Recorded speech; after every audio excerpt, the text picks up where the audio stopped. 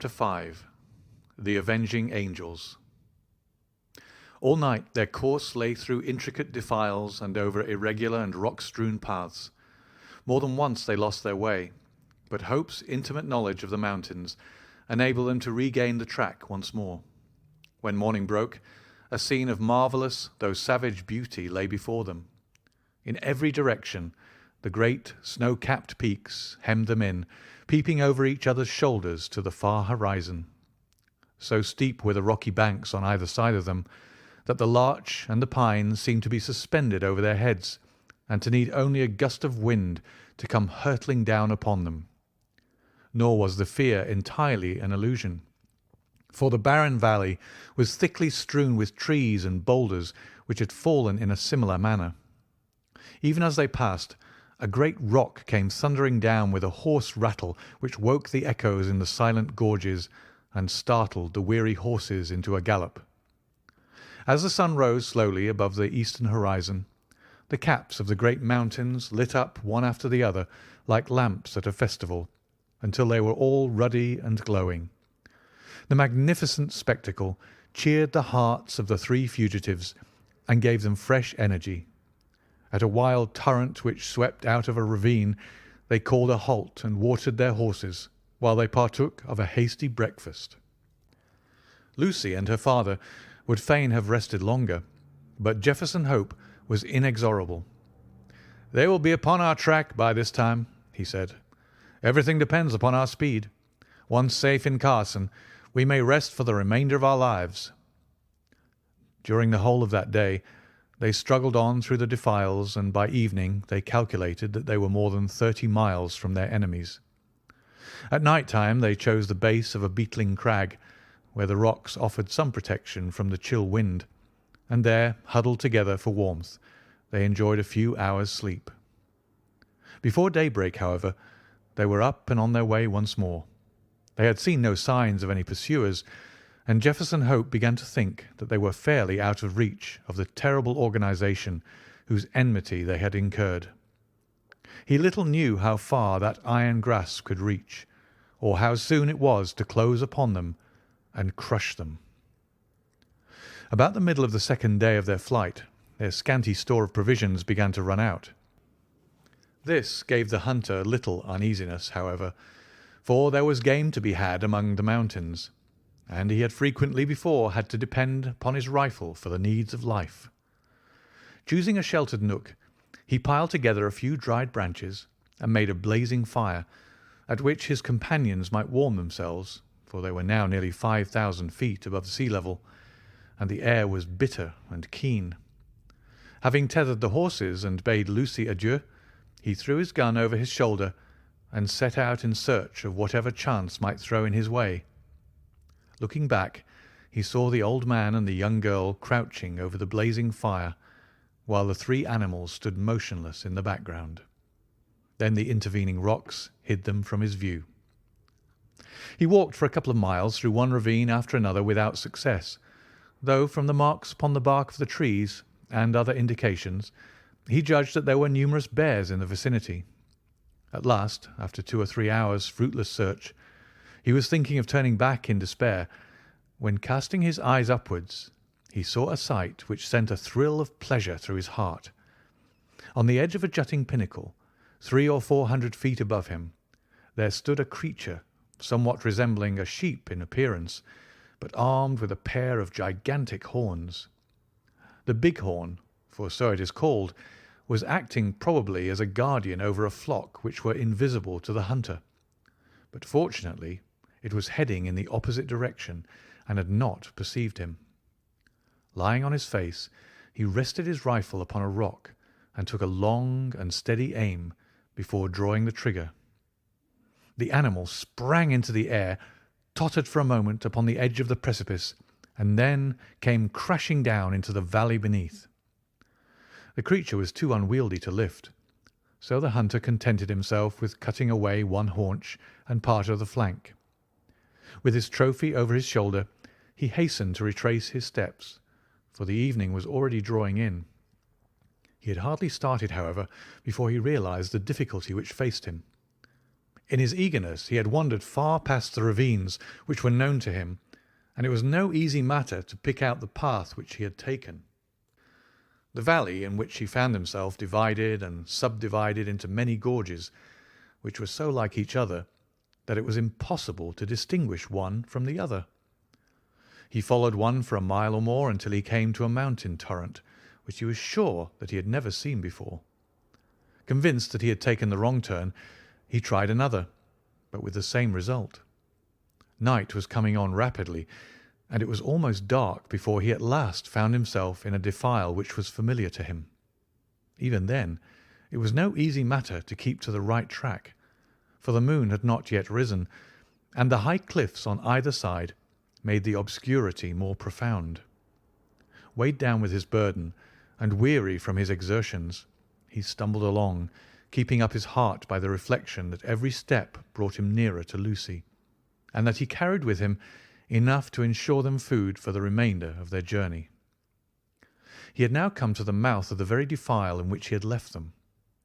Even in the darkness he could recognize the outline of the cliffs which bounded it. They must, he reflected, be awaiting him anxiously, for he had been absent nearly 5 hours.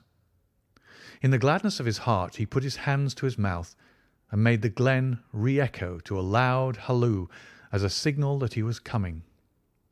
He paused and listened for an answer.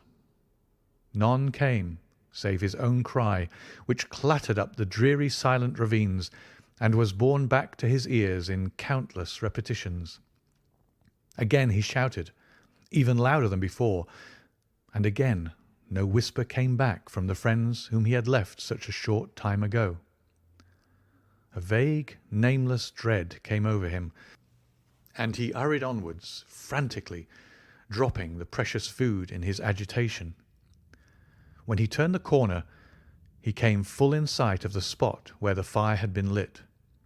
There was still a glowing pile of wood ashes there, but it had evidently not been tended since his departure. The same dead silence still reigned all round. With his fears all changed to convictions, he hurried on. There was no living creature near the remains of the fire. Animals, man, maiden, all were gone. It was only too clear that some sudden and terrible disaster had occurred during his absence, a disaster which had embraced them all, and yet had left no traces behind it. Bewildered and stunned by this blow, Jefferson Hope felt his head spin round, and had to lean upon his rifle to save himself from falling. He was essentially a man of action, however, and speedily recovered from his temporary impotence. Seizing a half-consumed piece of wood from the smouldering fire, he blew it into a flame, and proceeded with its help to examine the little camp. The ground was all stamped down by the feet of horses, showing that a large party of mounted men had overtaken the fugitives, and the direction of their tracks proved that they had afterwards turned back to Salt Lake City. Had they carried back both of his companions with them? Jefferson Hope had almost persuaded himself that they must have done so, when his eye fell upon an object which made every nerve of his body tingle within him. A little way on one side of the camp was a low-lying heap of reddish soil, which had assuredly not been there before. There was no mistaking it for anything but a newly dug grave. As the young hunter approached it, he perceived that a stick had been planted on it, with a sheet of paper stuck in the cleft fork of it. The inscription upon the paper was brief, but to the point. John Ferrier, formerly of Salt Lake City, died August 4th, 1860. The sturdy old man whom he had left so short a time before was gone then, and this was all his epitaph. Jefferson Hope looked wildly round to see if there was a second grave, but there was no sign of one. Lucy had been carried back by their terrible pursuers to fulfil her original destiny by becoming one of the harem of the elder's son. As the young fellow realized the certainty of her fate and his own powerlessness to prevent it, he wished that he too was lying with the old farmer in his last silent resting place. Again, however, His active spirit shook off the lethargy which springs from despair. If there was nothing else left to him, he could at least devote his life to revenge. With indomitable patience and perseverance, Jefferson Hope possessed also a power of sustained vindictiveness which he may have learned from the Indians amongst whom he had lived. As he stood by the desolate fire, he felt that the only one thing which could assuage his grief would be thorough and complete retribution brought by his own hand upon his enemies. His strong will and untiring energy should, he determined, be devoted to that one end. With a grim white face, he retraced his steps to where he had dropped the food, and having stirred up the smouldering fire, he cooked enough to last him for a few days. This he made up into a bundle, and tired as he was, he set himself to walk back through the mountains upon the track of the avenging angels. For 5 days he toiled footsore and weary through the defiles which he had already traversed on horseback. At night he flung himself down among the rocks and snatched a few hours of sleep, but before daybreak he was always well on his way. On the 6th day he reached the Eagle Canyon from which they had commenced their ill-fated flight. Thence he could look down upon the home of the saints. Worn and exhausted, he leaned upon his rifle and shook his gaunt hand fiercely at the silent, widespread city beneath him. As he looked at it, he observed that there were flags in some of the principal streets and other signs of festivity. He was still speculating as to what this might mean when he heard the clatter of horses' hoofs and saw a mounted man riding towards him. As he approached, he recognized him as a Mormon named Cowper, to whom he had rendered services at different times. He therefore accosted him when he got up to him, with the object of finding out what Lucy Ferrier's fate had been. "I am Jefferson Hope," he said. "You remember me?" The Mormon looked at him with undisguised astonishment. Indeed, it was difficult to recognize in this tattered, unkempt wanderer, with ghastly white face and fierce, wild eyes, the spruce young hunter of former days. Having, however, at last satisfied himself as to his identity, the man's surprise changed to consternation. "You are mad to come here," he cried. "It is as much as my own life is worth to be seen talking with you. There is a warrant against you from the Holy Four for assisting the Ferriers away." "I don't fear them or their warrant," Hope said earnestly. "You must know something of this matter, Cowper. I conjure you by everything you hold dear to answer a few questions. We have always been friends. For God's sake, don't refuse to answer me." "What is it?" the Mormon asked uneasily. "Be quick. The very rocks have ears and the trees eyes." "What has become of Lucy Ferrier?" "She was married yesterday to young Drebber. Hold up, man, hold up. You have no life left in you." "Don't mind me," said Hope faintly. He was white to the very lips, and had sunk down on the stone against which he had been leaning. "Married, you say?" "Married yesterday. That's what those flags are for on the endowment house. There was some words between young Drebber and young Stangerson as to which was to have her. They'd both been in the party that followed them, and Stangerson had shot her father, which seemed to give him the best claim. But when they argued it out in council, Drebber's party was the stronger, so the prophet gave her over to him. No one won't have her very long, though, for I saw death in her face yesterday. She is more like a ghost than a woman. Are you off, then?" "Yes, I am off," said Jefferson Hope, who had risen from his seat. His face might have been chiselled out of marble, so hard and set was its expression, while its eyes glowed with a baleful light. "Where are you going?" "Never mind," he answered, and slinging his weapon over his shoulder, strode off down the gorge, and so away into the heart of the mountains to the haunts of the wild beasts. Amongst them all there was none so fierce and so dangerous as himself. The prediction of the Mormon was only too well fulfilled. Whether it was the terrible death of her father, or the effects of the hateful marriage into which she had been forced, poor Lucy never held up her head again, but pined away and died within a month. Her sottish husband, who had married her principally for the sake of John Ferrier's property, did not affect any great grief at his bereavement, but his other wives mourned over her and sat up with her the night before the burial, as is the Mormon custom. They were grouped round the bier in the early hours of the morning, when, to their inexpressible fear and astonishment, the door was flung open, and a savage-looking, weather-beaten man in tattered garments strode into the room. Without a glance or a word to the cowering women, he walked up to the white, silent figure which had once contained the pure soul of Lucy Ferrier. Stooping over her, he pressed his lips reverently to her cold forehead, and then, snatching up her hand, he took the wedding ring from her finger. "She shall not be buried in that," he cried with a fierce snarl, and before an alarm could be raised, sprang down the stairs and was gone. So strange and so brief was the episode that the watchers might have found it hard to believe it themselves, or persuade other people of it, had it not been for the undeniable fact that the circlet of gold which marked her as having been a bride had disappeared. For some months Jefferson Hope lingered among the mountains, leading a strange, wild life, and nursing in his heart the fierce desire for vengeance which possessed him. Tales were told in the city of the weird figure which was seen prowling about the suburbs, and which haunted the lonely mountain gorges. Once a bullet whistled through Stangerson's window and flattened itself upon the wall within a foot of him.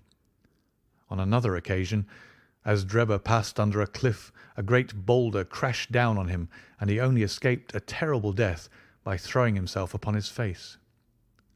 The two young Mormons were not long in discovering the reason of these attempts upon their lives, and led repeated expeditions into the mountains in the hope of capturing or killing their enemy, but always without success. Then they adopted the precaution of never going out alone or after nightfall, and of having their houses guarded. After a time they were able to relax these measures, for nothing was either heard or seen of their opponent, and they hoped that time had cooled his vindictiveness. Far from doing so, it had, if anything, augmented it. The hunter's mind was of a hard, unyielding nature, and the predominant idea of revenge had taken such complete possession of it that there was no room for any other emotion. He was, however, above all things practical. He soon realized that even his iron constitution could not stand the incessant strain which he was putting upon it. Exposure and want of wholesome food were wearing him out. If he died like a dog among the mountains, what was to become of his revenge then? And yet such a death was sure to overtake him if he persisted. He felt that that was to play his enemy's game. So he reluctantly returned to the old Nevada mines, there to recruit his health and to amass money enough to allow him to pursue his object without privation. His intention had been to be absent a year at the most, but a combination of unforeseen circumstances prevented his leaving the mines for nearly 5.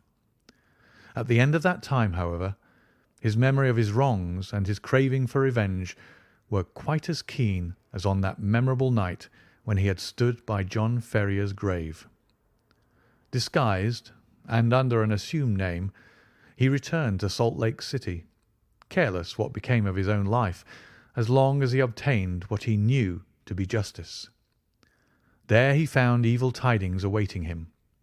There had been a schism among the chosen people a few months before, some of the younger members of the church having rebelled against the authority of the elders, and the result had been the secession of a certain number of the malcontents who had left Utah and become Gentiles.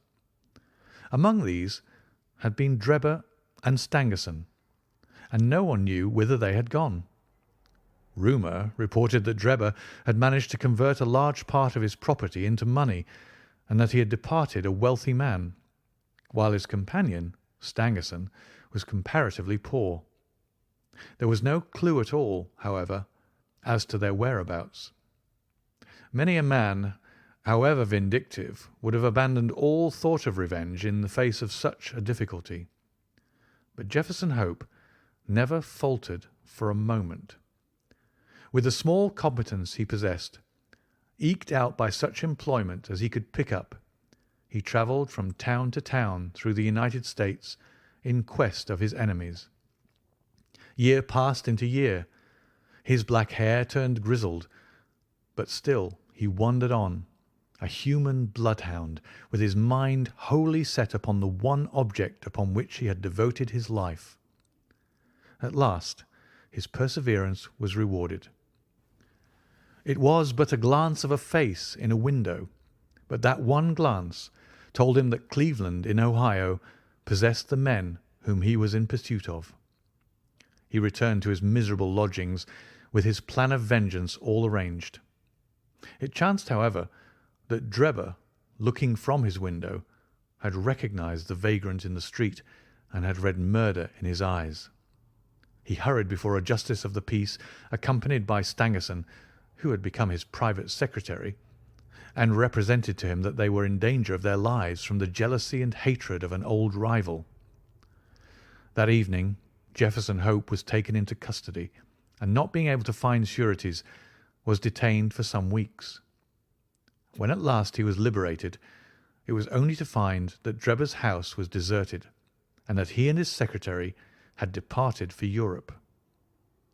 Again the Avenger had been foiled, and again his concentrated hatred urged him to continue the pursuit. Funds were wanting, however, and for some time he had to return to work, saving every dollar for his approaching journey. At last, having collected enough to keep life in him, he departed for Europe and tracked his enemies from city to city, working his way in any menial capacity, but never overtaking the fugitives. When he reached St. Petersburg, they had departed for Paris, and when he followed them there, he learned that they had just set off for Copenhagen. At the Danish capital he was again a few days late, for they had journeyed on to London, where he at last succeeded in running them to earth. As to what occurred there, we cannot do better than quote the old hunter's own account, as duly recorded in Dr. Watson's journal, to which we are already under such obligations.